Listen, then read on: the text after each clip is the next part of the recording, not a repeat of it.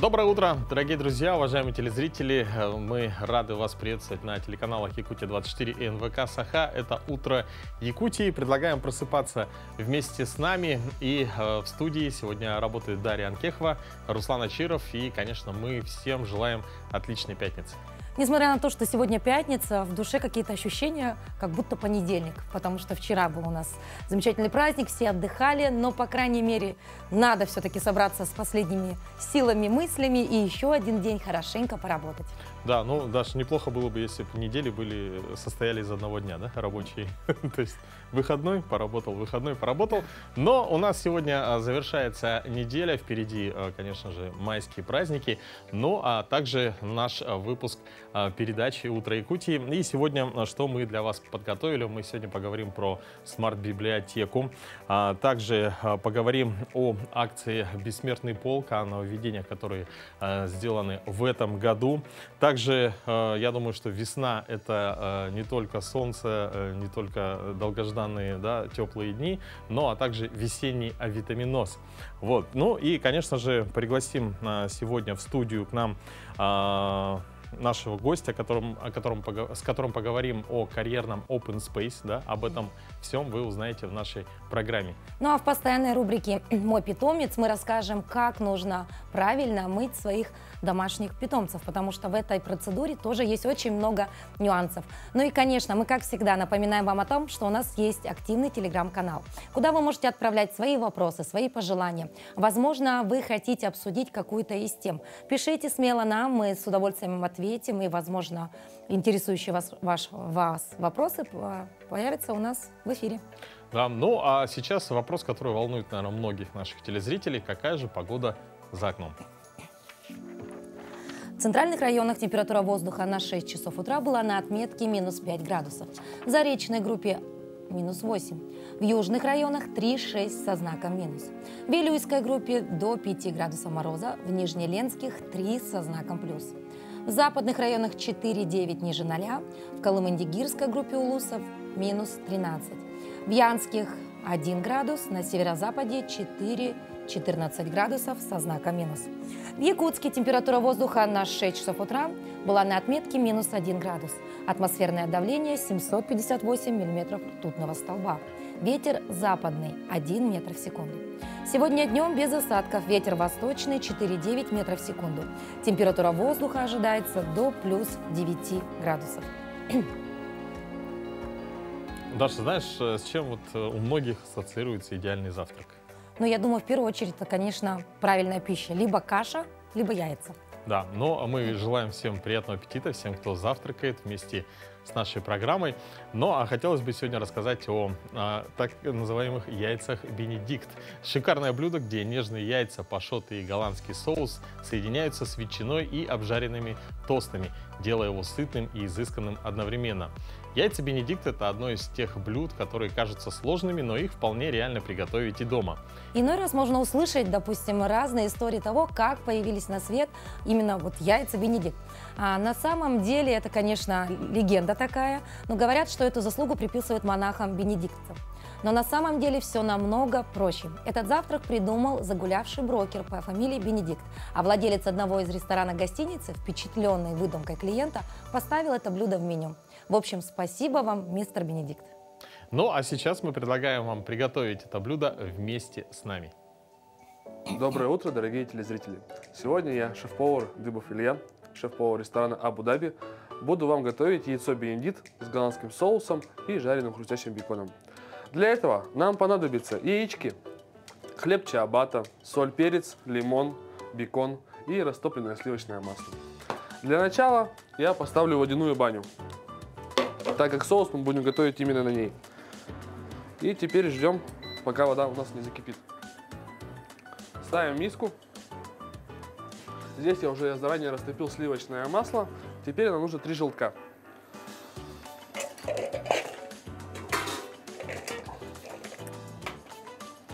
Все, теперь нам нужно добавить уксус. Уксус у нас вот именно этому соусу придаст небольшую кислинку и очень приятную консистенцию для именно этого соуса. Бальзамического уксуса я беру совсем немножко, где-то примерно 1 столовую ложку. Этот соус нужно постоянно мешать большим венчиком, так как этому соусу нужно очень много воздуха, чтобы он не отслоился от масла.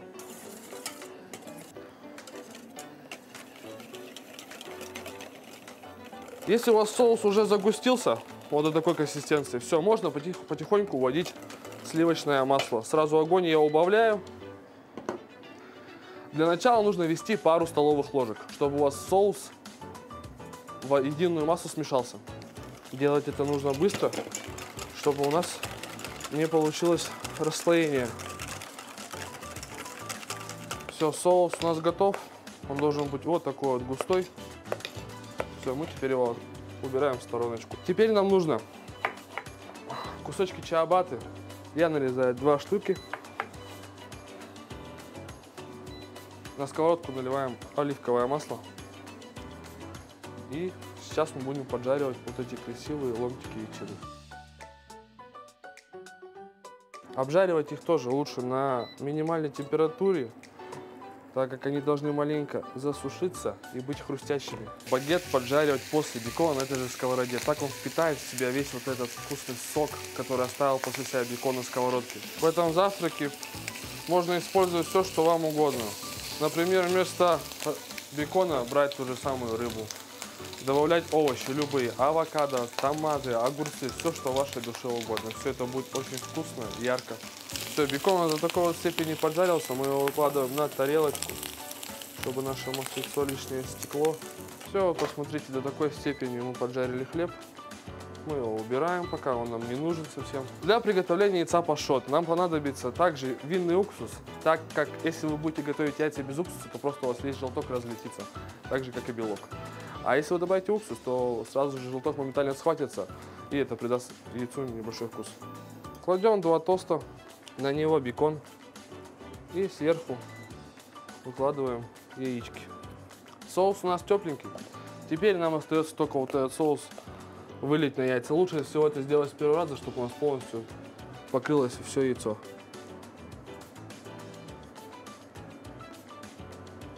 Наш завтрак яйцо бенедикт с хрустящим беконом и голландским соусом готов. Все это можете вы приготовить дома, так что приятного аппетита!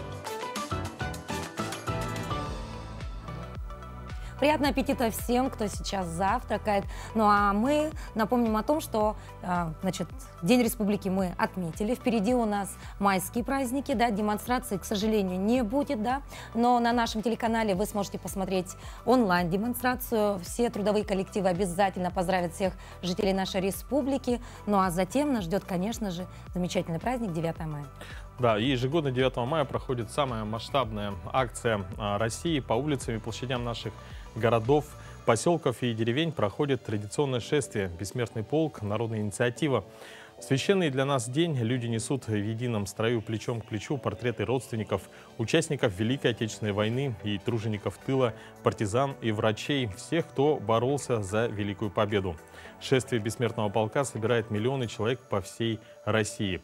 К этой акции может присоединиться каждый. Для этого нужно взять фотографию героя. Этот портрет – главный атрибут шествия. Сегодня в нашей студии Вячеслав Литавин, член Общественной палаты республики, вице-президент Федерации дзюдо Якутии, руководитель молодежного клуба «Славутич». Доброе утро. Доброе. Доброе утро. Вячеслав Владимирович, сегодня, в этом году, традиционного шествия «Бессмертный полк» в России не будет. Организаторы приняли такое решение в связи с безопасностью. Да. Но поучаствовать в памятной акции можно будет в других форматах. В каких? Давайте мы сейчас... Давайте, ну смотрите, вот ситуация такая, с целью безопасности, конечно, мы перенесли этот формат в разные направления. Форматы разные. Самый главный формат – это то, что мы можем использовать это на пейджиках, там, в соцсетях, использовать на автомобилях, да, но только главное, чтобы автомобили, допустим, если делать фотографии, то делать так, чтобы это не закрывало обзор водителю. Также это может быть использовано в целях, то есть ребята, которые на охране, которые, то есть, может приклеить, показать, рассказать о своем герое. Также это можно сделать на окнах своих домов. Потому что, ну, я еще раз говорю, что формат разный, да, и в соцсетях тоже, вот, кстати, можно молодежи использовать сегодня в соцсетях. Для чего? То есть там можно не только сделать фотографии, но и рассказать подвиг своего своего предка, рассказать его, как он сражался, как он жил. И чем больше мы об этом будем говорить, тем больше исторических моментов, которых сегодня как никогда надо рассказывать. Именно история наших героев, наших дедов, прадедов, она именно вот в этом и сохраняется. И вот об этом мы будем говорить, об этом будем помнить, и никто нам не испортит этот праздник великий. Поэтому в разных форматах, в которых он будет проходить, я еще раз хочу сказать, чтобы граждане использовали их, делали, выкладывали. У нас еще будет такой формат в наших домах, на наших дворах будет проходить такая акция. Волонтеры и малогвардейцы будут проводить там стихи читать, петь песни ветеранам подобным. Поэтому граждане могут тоже использовать тоже этот момент, тоже участвовать в этой акции. Поэтому праздник пройдет удачно. И я думаю, что никто нам его не испортит. А в целях безопасности, конечно, мы должны понимать, что сегодня опять идет война, опять идет с этой чумой фашистской, которая сегодня вышла. Поэтому всех героев мы будем помнить, сделаем все возможное, чтобы сохранить память тех, которые сегодня, наша молодежь сегодня сражается там и погибает, и есть погибшие, которые герои. Мы их, конечно, будем помнить, сохраним о них память. Также 7 мая у нас пройдет в воскресенье крестный ход, тоже, кстати, уже стал традицией, и вот там действительно будет сохраняться тоже такое. Мы как раз вот в этом крестном ходе тоже будет посвящен именно героям нашей Великой Отечественной войны. То есть такой формат, он очень широкий, предпраздничный. Хотелось бы нашим гражданам еще пожелать, что у нас как раз будет субботник, всем выйти, очистить наш город после долгой холодной зимы, сделать его более чистым, красивым и встретить эти праздники с хорошим весенним настроением, чтобы у нас была действительно победа одна на всех. Мы за ценой не постоим. Так что вот как-то вот такое. Спасибо. Вячеслав Владимирович, мы желаем, чтобы акция прошла масштабно. Напоминаем, что в этом году акция «Бессмертный полк» проходит в другом формате. Также будет акция памятная, которая называется «Окна Победы». Это то, о чем мы говорили, да, уже? Да. Вот. Ну и, конечно, друзья, мы в преддверии наших великих праздников желаем вам всего самого хорошего. И Вячеслав Владимирович также спасибо вам большое. Спасибо. Хороших весенних настроений, хороших праздников. Спасибо. Ну а сейчас прервемся на новости.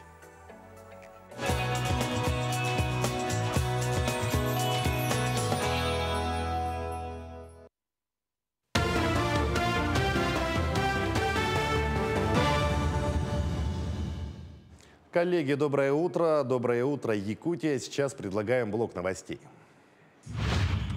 В Доме правительства торжественно вручили государственные награды России и Республики. Награды получили 43 человека. Среди них врачи, архитекторы, работники культуры и промышленности. Также 4 участников спецоперации наградили медалью за отвагу. На торжественной встрече чествовали обладателей премии имени Аюнского и Максима Амосова. А звание почетного гражданина Якутии удостоен главный научный сотрудник Института гуманитарных исследований Гаврил Курилов. Главный зоотехник, технолог Якутской птицефабрики награждена орденом «Полярная звезда». Награда означает, что надо не останавливаться и новые, новые вершины брать. Потому что сейчас этому есть все условия. Республика помогает нам финансово, поэтому у нас планы есть уже, до 30-го года формируются. На Табагинском мысе завершается зачернение льда. Превентивные мероприятия проводят для недопущения образования заторов на реке Лени. Из года в год на участке реки под Табагой наблюдается большое скопление ледовых масс, что угрожает затоплением населенным пунктам ближайших улусов и городу Якутску. Чернение – это засыпка ледовой поверхности смесью из золы, угля и песка, которые под действием солнечных лучей растапливают лед. Процесс контролирует Ленское бассейновое водное управление. Работы ведутся с 10 апреля и завершат их в ближайшие дни. На данном участке проводятся работы по зачернению льда на площади 44 гектаров. А толщина льда на данном участке составляет 1,10 м, 1,20 м. И в данное время работы практически завершаются. И зачерняющим материалом у нас является песок и уголь мелкой фракции. Всего за период работы было задействовано 8 спецтехники. Это 3 бульдозера, погрузчики, и разбрасыватель, и автотранспорт, и 12 человек.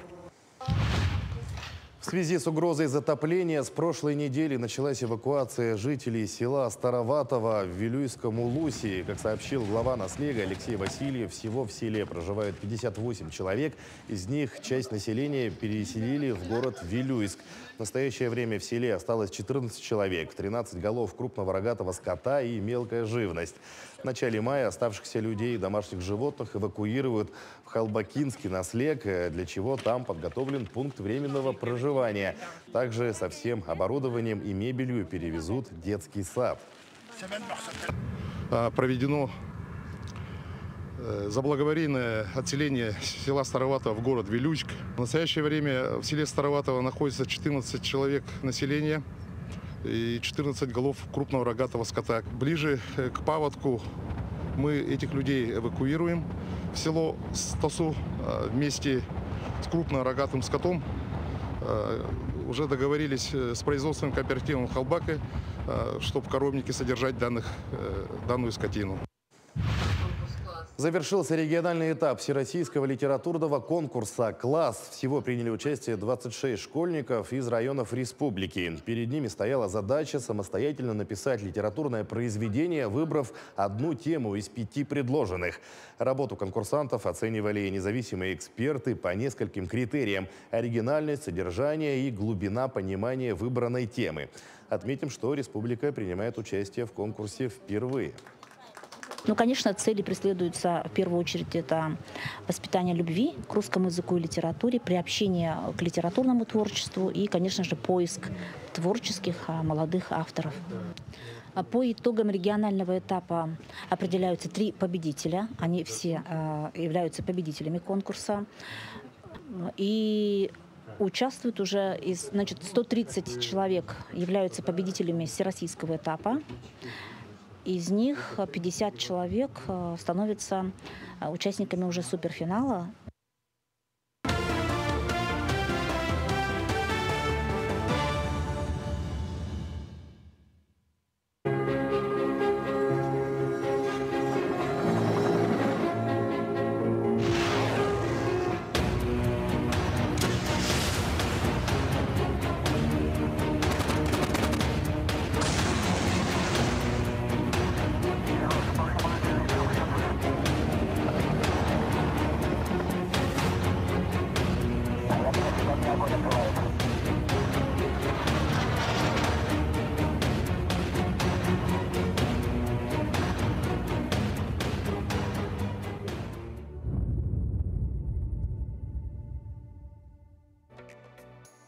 Это вновь «Утро Якутии» на телеканале «Якутия-24» и НВК «Саха». И с вами вновь Руслан Ачиров и Дарья Анкеева. И поговорим мы сейчас на очень интересную тему. 26 мая в рамках всероссийской акции «Библиночь» в смарт-библиотеке откроется новая локация, где будут проходить экскурсии и разные библиотечные мероприятия. Новое пространство находится в святая святых библиотеки на 0-м этаже в зоне книгохранилища. Организаторы пространства приглашают волонтеров и тех, кто умеет рисовать, стать частью этого проекта и оставить свой творческий след на стенах нового пространства библиотеки. Вместе с группой волонтеров разработана концепция этого пространства, рисуются стены сейчас у нас, украшается это место. И мы хотим сделать такой клич людям, которые любят рисовать, чтобы они присоединялись к этому большому событию для нашей библиотеки, оставили свой творческий след на стенах смарт-библиотеки, да, и приглашаем к тому, чтобы те, кто любят рисовать, художники, молодые, не молодые, позвонили нам, пришли к нам, и будем рады их принять в нашу команду, тех людей, которые готовят новое пространство для нашей библиотеки. Можно подойти к нам в смарт-библиотеку, либо позвонить нам. Как здорово, да? Ты можешь внести свою лепту и остаться практически в истории целого здания, библиотеки. И мне кажется, отличная возможность не просто провести классное время, здорово, но еще и с пользой. Да, действительно, поэтому, друзья, обращайтесь, да, потому что приложить свою руку, так сказать, да, можно к искусству и к истории редко удается такой шанс. Ну, а сегодня у нас какое число? 28 апреля. Да. А сегодня, дорогие друзья, мы предлагаем вашему вниманию уже традиционную нашу рубрику, в которой вы можете узнать, какие даты и события связаны с сегодняшним днем.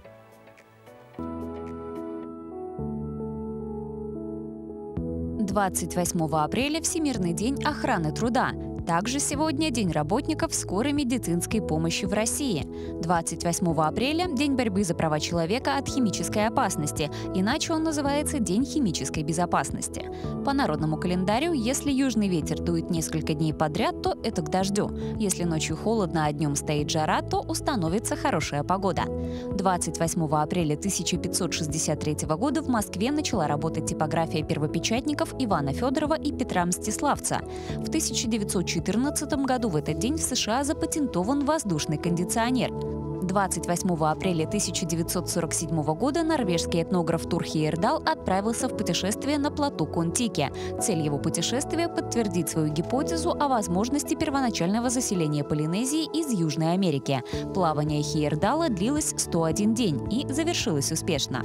28 апреля 2001 года состоялся полет в космос первого космического туриста. Американский миллионер Деннис Энтони Тита отправился в космос на борту российского корабля «Союз ТМ-32», который затем пристыковался к Международной космической станции.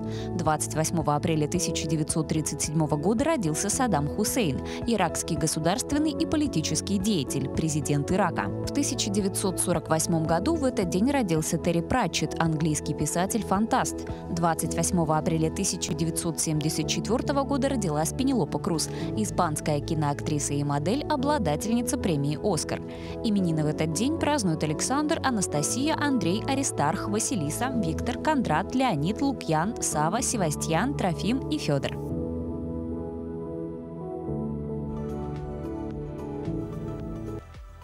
Ты знаешь, Руслан, почему-то весной становится все сложнее и сложнее просыпаться. Постоянно чувствуешь какое-то недомогание, силы покидают тебя почему-то именно весной. Абсолютно согласен, потому что последние вот эти дни, да, особенно весенние, часто очень хочется спать. Причем вроде бы поспал нормально, а потом снова тянет в сон. Но даже солнечные лучи уже не помогают. Да, да, абсолютно верно. Но я думаю, что у многих, да, наших телезрителей практически такие же симптомы, если так можно сказать. Да, люди жалуются на сонливость, быструю утомляемость, раздражительность и апатию. Ну а кроме неустойчивого настроения наблюдается ухудшение состояния кожи, волос и ногтей. О каком же явлении могут свидетельствовать подобные симптомы? Чаще всего их причиной оказывается простой весенний авитаминоз. Что это такое, как бороться с подобным состоянием и о каких способах профилактики нужно знать? Доброе утро. Доброе утро. Ну, большинство сейчас жителей Якутии чувствуют весной, осенью упадок сил. Рано утром очень тяжело просыпаться, вечером, когда приходишь с работы, нет никаких физических сил, чтобы заниматься и домашними делами, да, и, допустим, еще там чем-то. Вот с чем это связано и что такое весенний авитаминоз? Но правильно называется дефицит микроэлементов и витаминов. Да, вот почему все-таки происходит такое, что люди испытывают такой дискомфорт все-таки? Потому что мы живем в крайнем севере, у нас очень суровые условия. В этих суровых условиях, чтобы выжить, нам, да, которые жителям Якутии, нужно очень большое количество энергии, чтобы поддержать наш теплообмен. И витаминов, микроэлементов, макроэлементов, которые жизненно необходимы, так как у нас нет 9 месяцев солнца. Самого главного витамина D. Поэтому весной особенно, когда мы переходим в зимний период, у нас организм истощен. Все знаем, что нужно принимать витамины, но люди начинают сразу бежать в аптеку, хаотично раскупать все поливитаминные комплексы. Но вообще, что нужно сделать? Вот как проверить свой витаминный статус? Нужно начинать вначале с питания, с правильного питания, полноценного. Да? Нужно трехразово питаться, достаточное количество воды употреблять, физическую активность добавить. И, конечно, сдать на витамины. Есть комплекс анализов. Самое главное, я считаю, это анализ на железо, дефицит железа, потому что его у нас практически у многих не хватает, и на витамин D. Если работа кишечника у нас работает достаточно хорошо, то все эти многие витамины, элементы мы можем получать из продуктов питания. Самое главное, важно, что мы забываем, жители Якутии, это наш исконные традиции питания. Да? У нас в основном питание – это белковые, мясные продукты, молочные продукты, от которых мы сейчас, увы, отошли. И много мы употребляем углеводов. Это сказывается очень плохо на наш организм. Поэтому есть такой простой совет, лайфхак, так скажем. Если человек не ест мясо, красное мясо, у него дефицит железа. Вот сейчас же очень модно стал витамин D. Вот все начинают его принимать, но опять же там дозировка разная, дозировка, то есть каждому индивидуально же, да. Вот все-таки его надо принимать или все-таки? В профилактических дозах нужно, обязательно нужно, потому что у нас солнца, как я уже сказала, нету, поэтому в профилактических дозировках для Якутии минимально 5000 считается для взрослого, да, для детей индивидуально высчитывается по возрасту, по весу, а так 5000 рекомендуется пить постоянно, даже летом. Потому что у нас такого количества солнца нет, и чтобы еще усвоить эти солнечные лучи, мы должны простоять целый час практически, 80% тела открытым. И нужно это сделать до 8 утра. Когда лучи... это сделать в наших непростых условиях? С нашими комарами, да? Это нужно, поэтому приходится употреблять биологически активные вещества, как витамин D.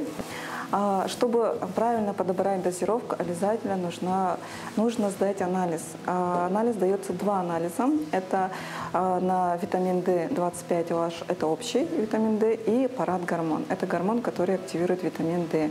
Витамин D, он нужен для нашего иммунитета, для наших костей, для синтеза наших гормонов, всех гормонов, да, стероидных.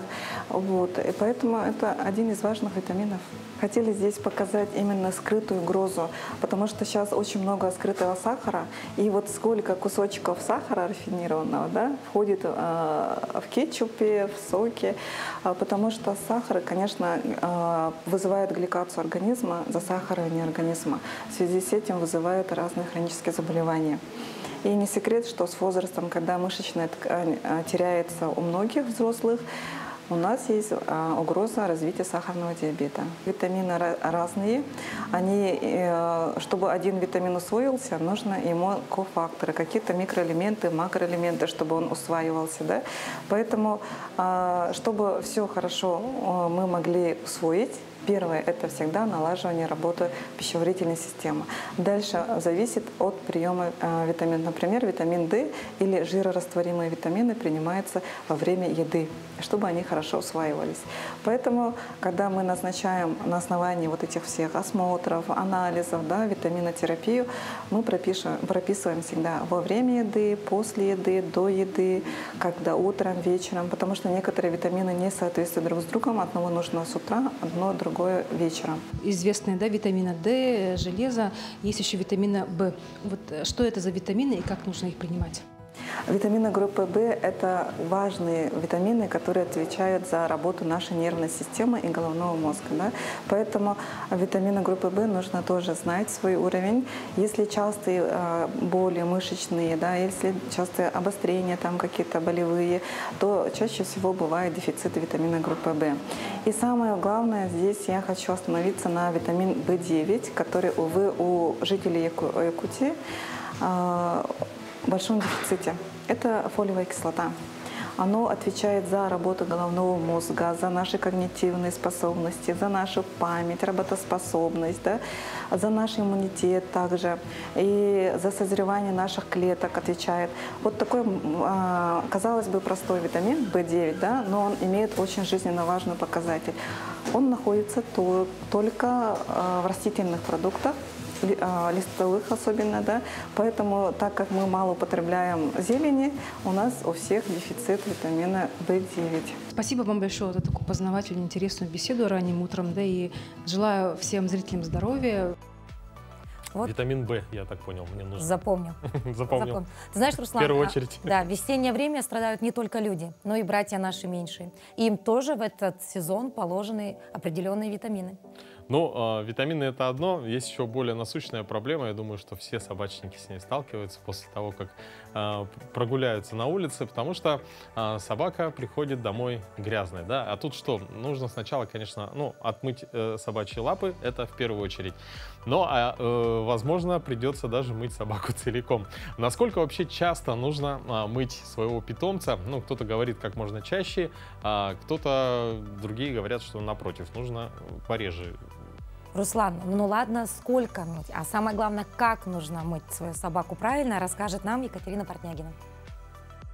Доброе утро! Сегодня в рубрике «Мой питомец» мы будем разговаривать с вами о том, как часто можно мыть собаку и можно ли мыть ее часто. Есть такое заблуждение, что собак не стоит мыть часто, так как смывается их естественная смазка с кожи, у собак начинается перхоть, сиборея, но мы считаем, что собаку нужно и можно мыть часто, если использовать правильную косметику. Косметика должна быть специальная, специализированная для собак. Обязательно нужно использовать шампунь и кондиционер. Кондиционер, либо бальзам и маску. Для чего у нас идет кондиционер и бальзам? Кондиционеры и бальзамы мы используем для того, чтобы как раз таки защитить кожу и шерсть питомца от пересушивания. Если пересушить кожу, помыв без кондиционера, просто с шампунем, начнется выделение очень сильной перхоти, сухость, животное будет чувствовать себя дискомфортно и, конечно же, мы не сможем мыть его часто. Есть еще некоторые владельцы питомцев, которые считают, что их шампунь подходит для их собачек и кошечек. Нет, к сожалению, человеческий шампунь, а также мыло и прочее не подходит для использования гигиены питомца. Нужно использовать только косметику, которая продается в зоомагазинах. При покупке шампуня обязательно обращайте внимание на то, что есть шампуни по типу шерсти. Допустим, есть шампуни для объема, есть шампуни для длинношерстных пород собак, есть шампуни для щенков, для котят. Обязательно проконсультироваться нужно со специалистом и подобрать подходящую для вас косметику. Если дома у вас не получается справиться со своим питомцем, то вы можете обратиться в специализированный салон, где вам с удовольствием помоют вашего питомца. Ты знаешь, вот у меня собака точно такой же породы.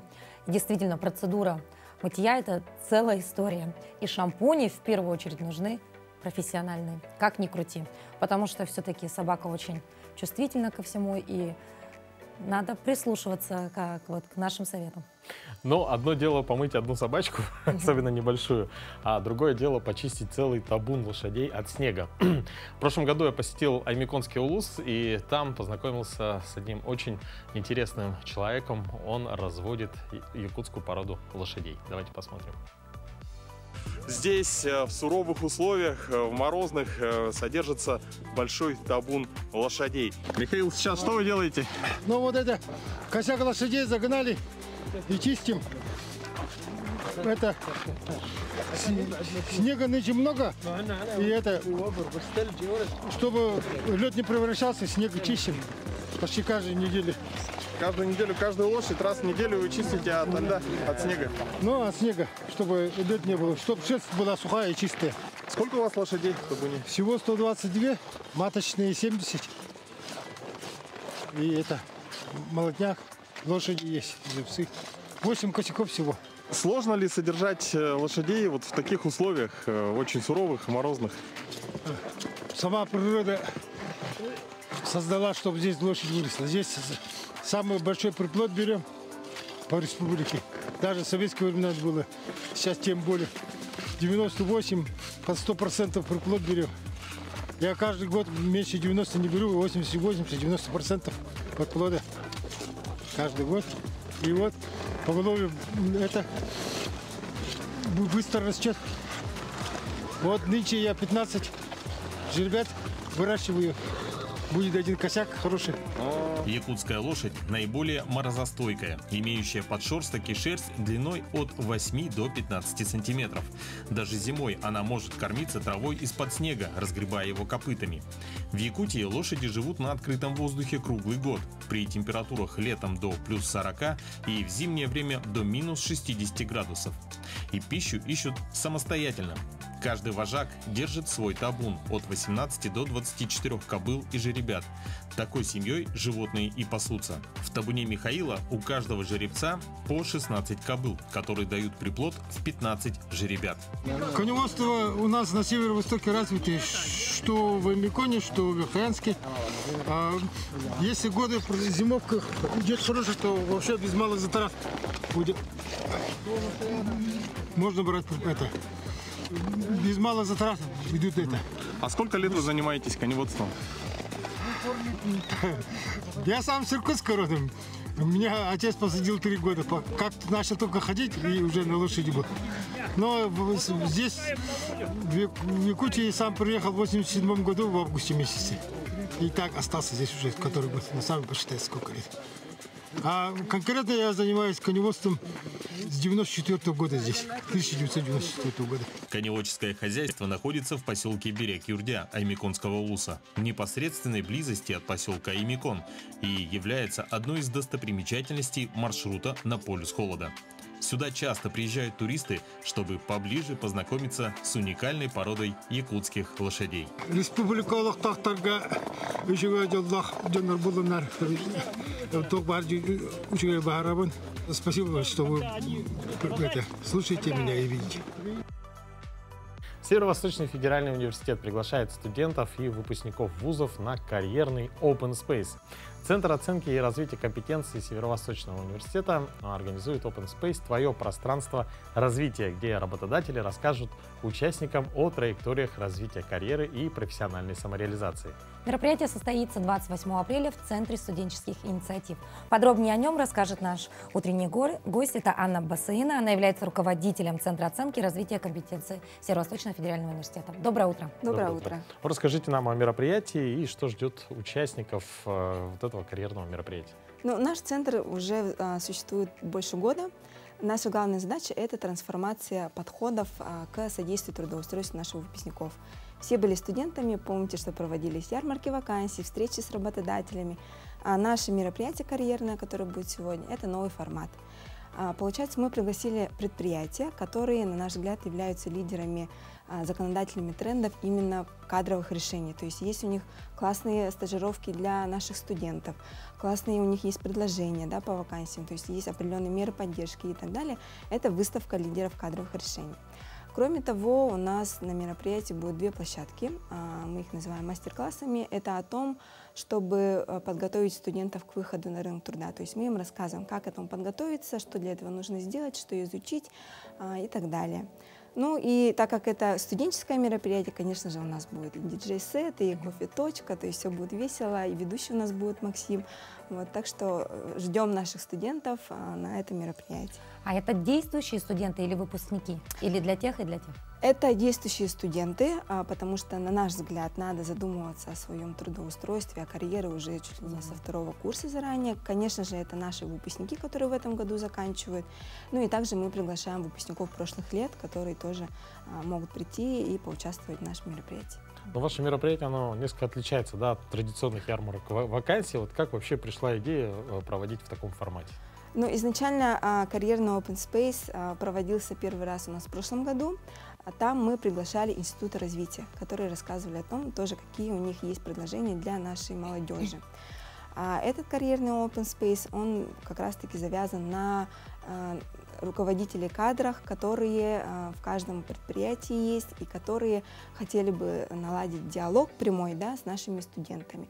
Вот тут отличие, вот почему у нас тут выставка будет, да, кадровых решений. Также у нас запланирована карьерная встреча, где мы встретимся с как раз-таки с кадровиками, да, по-простому, с руководителями развития персонала, чтобы они напрямую тоже нам рассказали о том, как они у себя на предприятии развивают сотрудников, адаптируют наших студентов, потому что студентам действительно сложно первый день прийти на работу и не понимать, да, что делать, как делать. Вот. То есть такие вот вопросы мы бы хотели с ними обсудить. Анна, ну вот вы озвучили, что будут представлены самые крупные, да, организации. Ну, к примеру, какие? Ну, смотрите, в банковском секторе это, конечно же, наш Алмаз-Эргенбанк и Сбербанк, это лидеры. С промышленного сектора Алроса, Полиметалл. Также у нас будет представление ТЭК. Из министерства будет Министерство внутренних дел, Министерство экономики, тоже считаем центрами, да, кадровых решений. И также частные компании. Ваш юрист, I Speak English, Евростом и так далее. Ну, я слышал, что работодатели будут больше транслировать свои корпоративные фишки, да, нежели чем вакансии. Вот, можете об этом тоже поподробнее рассказать? Да, на самом деле поколение-то меняется. Сейчас ребята, они уже, особенно после ковида, знают, что есть разные форматы работы. Если мы заканчивали университет, то мы знали, что просто надо будет ходить каждый день в офис, то сейчас у них есть выбор. Идти на работу на удаленный формат, либо идти на работу как бы стандартный офис. Также, почему вот предприятия сейчас начинают транслировать свои ценности, да, продумывать вот этот вариант, потому что выбора работы много, кадровый дефицит, да, то есть на одну вакансию приходится, точнее, на одну вакансию приходится несколько студентов, да. Соответственно, вот предприятия, они должны делать шаги вперед к привлечению себе. То есть я считаю, что надо хантить наших выпускников, бороться за них. Вот. Соответственно, вот такие вот ценности, которые у них есть, важно транслировать именно студентам, чтобы они, будучи там на первом-втором курсе, примерно предполагали, о чем эта компания, да, то есть у нее определенные ценности, я для них готов, я по ним буду развиваться для того, чтобы трудоустроиться. Хорошо, вопрос следующий. Если вдруг нас сейчас смотрит студент Северо-Восточного федерального университета, несмотря на то, что он должен быть в это время уже на парах, но, возможно, да, увидел сейчас, услышал, информацию услышал и захотел все-таки принять участие, что для этого нужно? Где-то пройти анкетирование, заполнить какие-то документы, что или просто изъявить желание прийти? Да, приходите в наш центр студенческих инициатив, который находится в ГУКе. Это у нас новое пространство для студенческой активности. В 10 часов мы стартуем, и это будет длиться до часу дня. Все. Будет еще организован карьерный интерактив, если я не ошибаюсь, да? Да. А вот это что за так много фишек? Карьерный интерактив – это про свое развитие, ну как раз-таки, да. Я сама буду проводить один карьерный интерактив. Это про то, что как изучать требования работодателей, потому что не все знают, как анализировать вакансии, как понимать требования работодателей, как вообще в целом, какая ситуация на рынке труда, да, то есть мы студентам это тоже все время рассказываем, потому что есть определенные отрасли, в которых высокая конкуренция, а есть отрасли, в которых конкуренции практически нет. И там, где высокая конкуренция, надо уже соответствовать определенной планке, которую требует работодатель. Вот про это мы и будем рассказывать. Ну, это что касаемо всего мероприятия, да, которое пройдет сегодня. А ближайшие планы еще? Ваш центр относительно молодой, я думаю, у вас, наверное, все расписано на год вперед, все ваши планы. Да, ну на самом деле мы первый год систематизировали нашу работу и поняли некоторые белые пятна, да, которые нам нужно будет решить. Ну, в первую очередь это проблема того, что в наших районах не хватает кадров, это педагогов и врачей. Будем решать эту проблему тесно с Министерством образования, с Министерством здравоохранения, со школами, больницами. Это формирование неких кадровых резервов уже заранее, да. Это работа с целевиками, может быть, слышали, есть студенты по целевым договорам, то есть это те ребята, которые целенаправленно заключают договора с работодателями и уже как бы обучаются под их требования. Ну и такой проект у нас молодой, наверное, да, это кроссфункциональные команды.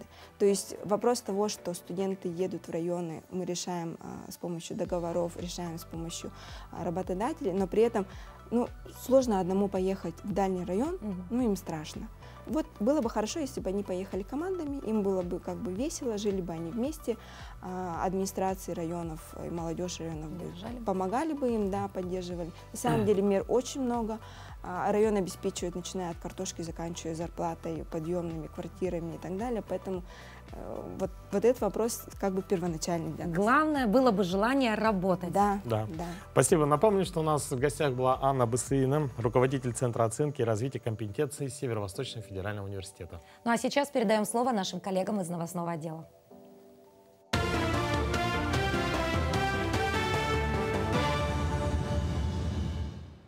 Якутия, доброе утро. Далее блок новостей.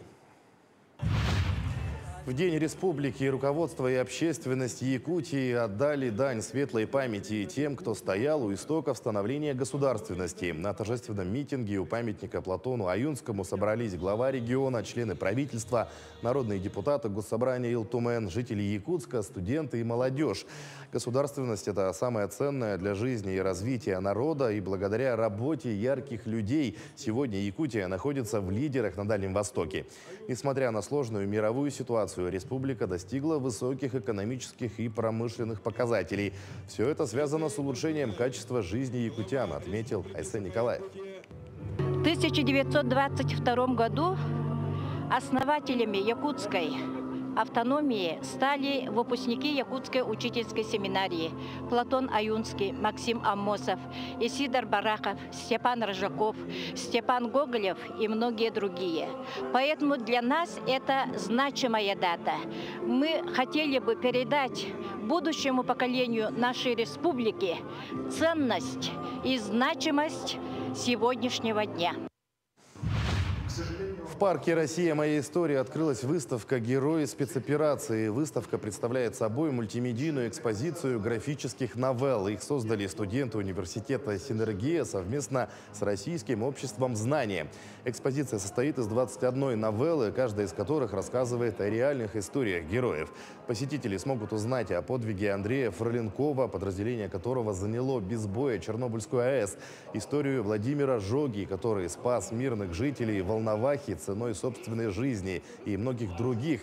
Федеральная сеть исторических парков запустила проект в феврале. Первая экспозиция открылась в Москве и теперь во всех городах, где расположены филиалы исторического парка. Проект «Герои спецоперации» планируют ввести в школьную программу. В данной выставке расположено 7 залов. Они раскиданы тематически на несколько блоков, которые охватывают ту или иную тему и которые раскрывают какой-то аспект.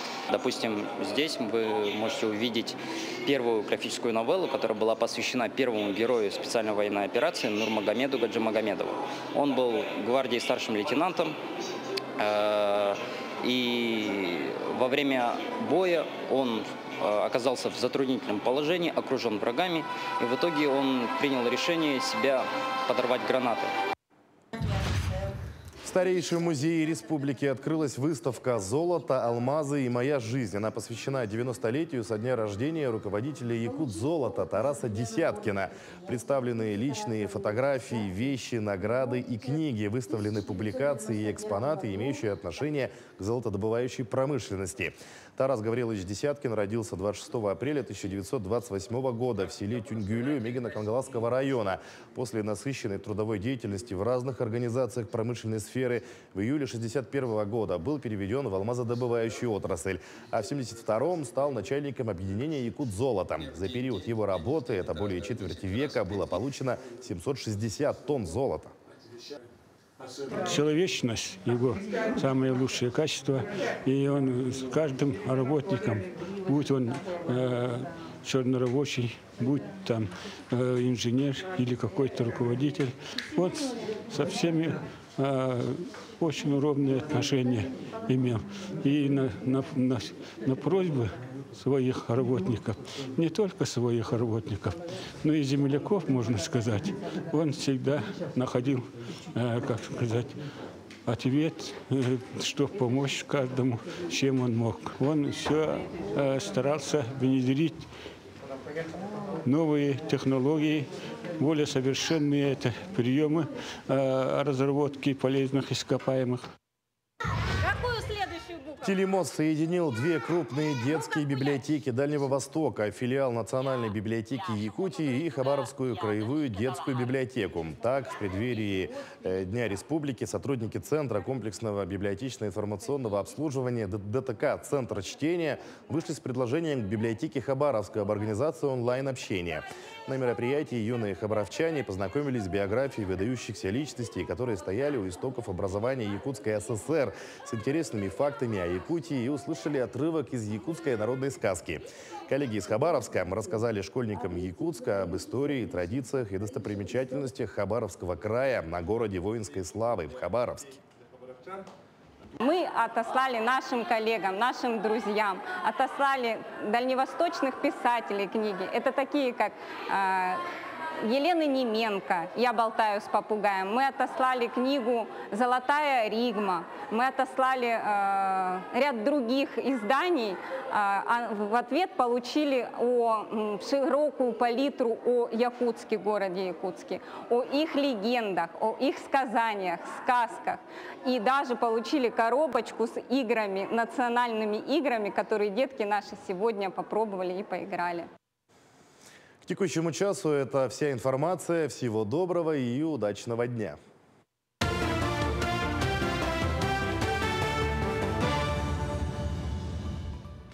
Спасибо, Сергей.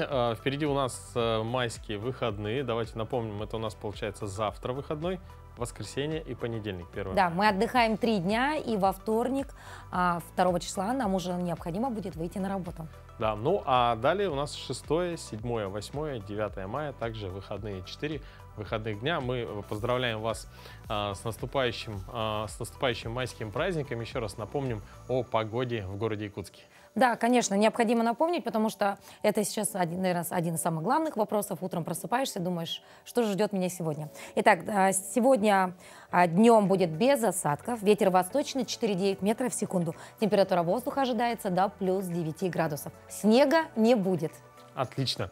Ну, на этом наш эфир подошел к концу. Мы желаем всем плодотворного дня, отличной недели, хорошего, позитивного настроения. Оставайтесь на канале Якутия-24, будьте в курсе всех событий этого дня. И также не забывайте про проект. Наш суперпроект, который проходит на телеканале Якутия-24, это «Вот это да!» Первый музыкальный интерактивный песенный конкурс. Напомним, что условия конкурса были достаточно просты. Мы объездили половину Якутии, выявили самых талантливых вокалистов, провели кастинг. На месте жюри выбирало лучшего участника, представителя от Улуса. Это происходило на месте. Ну а второго представителя от, к примеру, Мирнинского района выбираете вы, дорогие друзья, просто проголосовав за него. Для этого нужно в воскресенье обязательно посмотреть наш проект, посмотреть, выбрать тебе понравившегося участника и отправить за него свое СМС-сообщение. Да, и сегодня, да, в 20 часов заканчивается голосование за второго финалиста от Алекминского района. Ну а победителем, по мнению жюри, среди алекминских вокалистов, напомним, стал Дмитрий Павленко. В общем, друзья, следите за нашим проектом, смотрите телеканал Якутия-24, будьте в курсе всех самых актуальных новостей. Ну а мы не прощаемся, увидимся совсем скоро. До новых встреч, доброго вам утра.